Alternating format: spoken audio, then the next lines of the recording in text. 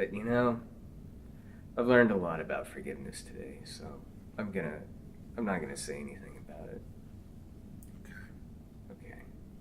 I, on the other hand, have jumpsuits that are also like chaps, so like my genitals can be freed.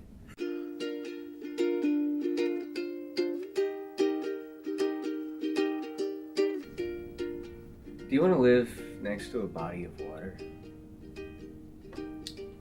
Not at the rate of global warming. Right.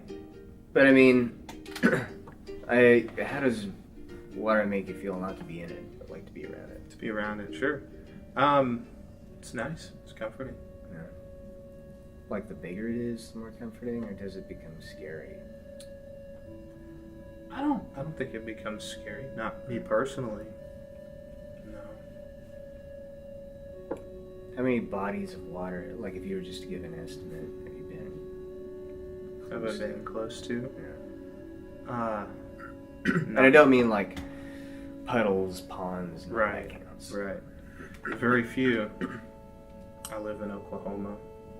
Yeah. I've lived in Oklahoma my whole life, and we have lakes, and I've been to some of those lakes. I've seen the coastlines. That's about it. Yeah. So, running water, does that make you think of anything? Running water, as in rivers and creeks, or as in Water. faucets? Water that's moving. Water that's moving in general.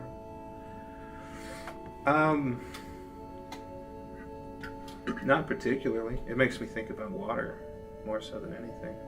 I'm sure it makes you pretty conscious of its existence. It's moving, like, If I'm conscious of it, yeah, sometimes it's just there. like not just visually but audibly. You Right. can hear it.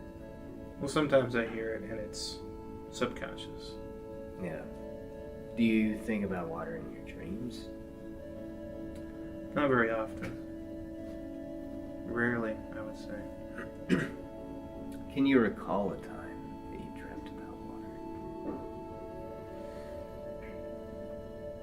No, I can't. We are landlocked, Right.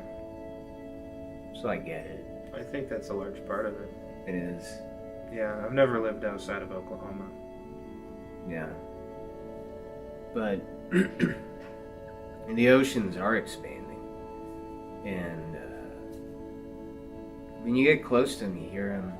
And you think about, or at least I think about, sort of ripple effect of stuff. Because, winds, streams cause change that is then the catalyst for rippling motions or movement in the water. There's wind and water currents that play there. And I think, maybe, it's progressive to kind of think of everything in a fluid sort of way. That maybe that's, more harmonious. Sure.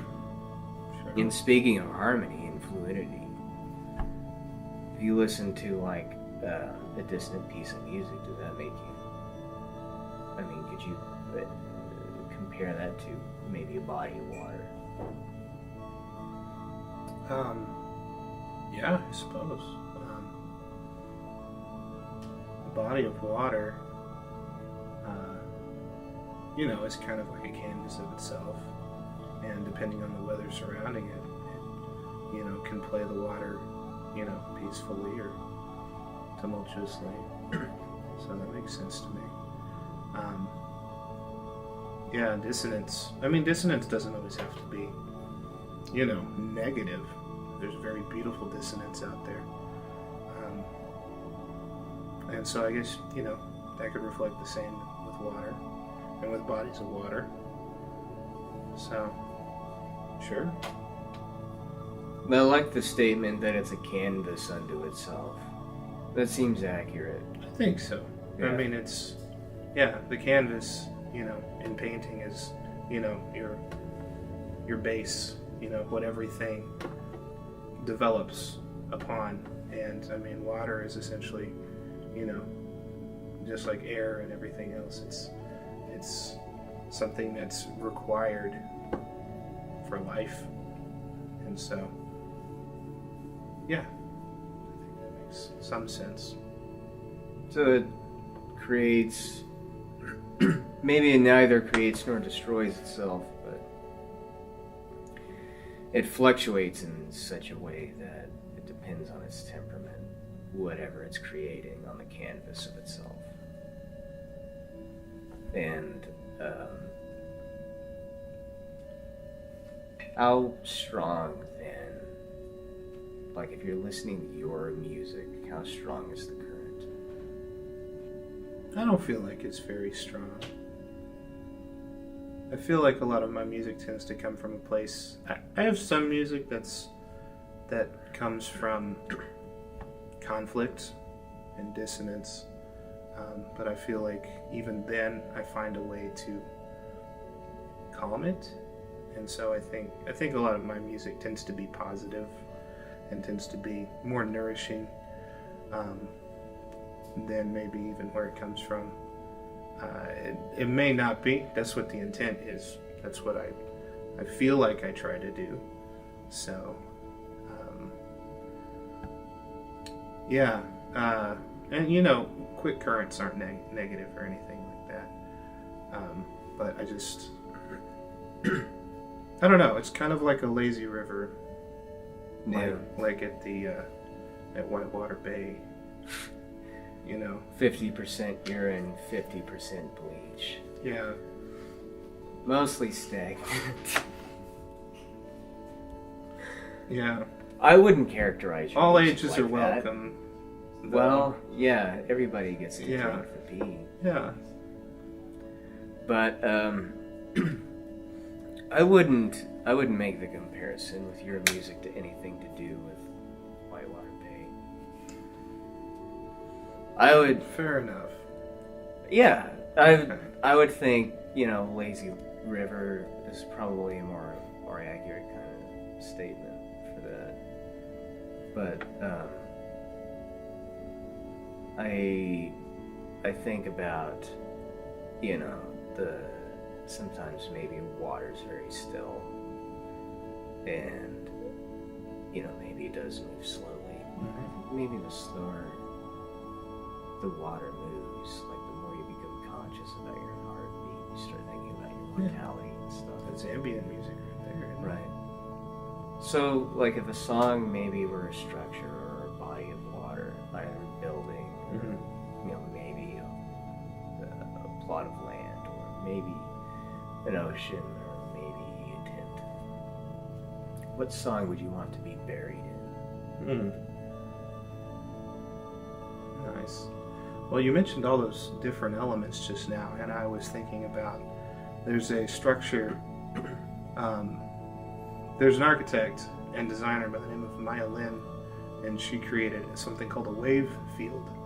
And it's just a plot of land, but it's been landscaped to reflect waves. Like if you looked at it from an aerial view, it mimics ocean-like waves.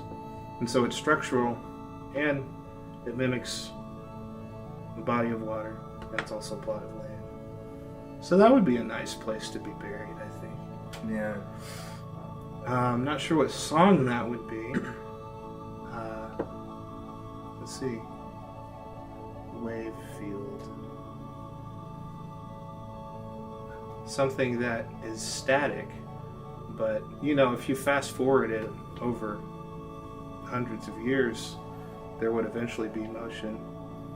There would be change with the ground, which is how it was designed. It's supposed to change and erode over time. There are musical pieces that are like that. Okay. That last there's an ongoing organ piece, in fact, that is still going. Yes. Is this John Cage? Yeah, it's John Cage. I'm gonna choose this. I'm gonna choose this piece of music. I think that's a good answer. Yeah, I'll be buried in a John Cage piece. There you go. I That's like perfect. Yeah. Jarvix, when he dies, will be buried in a John Cage composition. If that means I'll have no one to be my friend, so be it. 'Cause I'm as happy as a clam, ain't got no pressing. I've drawn you a body of water. Grass ain't greener, but I am completely rid of weeds.